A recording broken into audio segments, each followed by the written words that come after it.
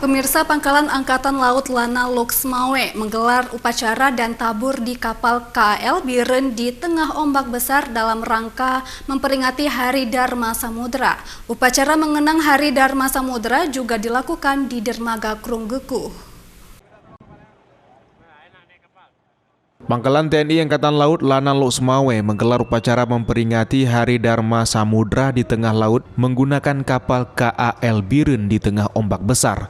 Sebelumnya, upacara tersebut juga dilakukan di darat di Pelabuhan Krunggeku, Aceh Utara.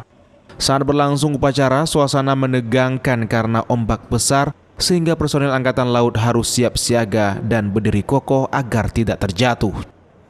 Selesai upacara di atas kapal, Lana Loksmawe kemudian menabur bunga sebagai rasa simpatik untuk mengenang kembali semangat para pahlawan di pertempuran laut.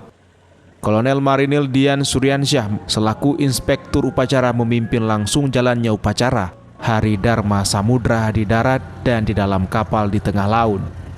Kolonel Marinir Dian Suryansyah dan Lana Loksmawe mengatakan peringatan Hari Dharma Samudra yang diperingati setiap tahun dan sudah menjadi tradisi bagi TNI Angkatan Laut untuk mengenang kembali pengorbanan kapal perang RI Macan Tutul yang dikomodori oleh Laksamana Madya TNI Yosapat Sudarso demi melindungi dua kapal perang RI lainnya. Melaksanakan kegiatan memperingati Hari Dharma Samudra.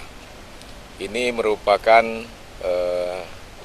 hari tradisi TNI Angkatan Laut yang mana tepat pada tanggal 15 Januari ini terjadinya pertempuran laut di Laut Aru yang telah gugur Komodor Yos Sudarso beserta dengan seluruh awak kapal KRI Macan Tutul pada pertempuran Laut Aru.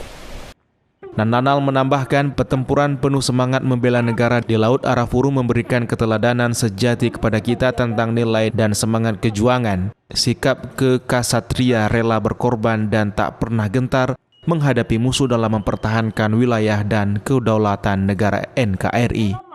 Dari Kabupaten Aceh Utara, Armia Jamil, iNews melaporkan.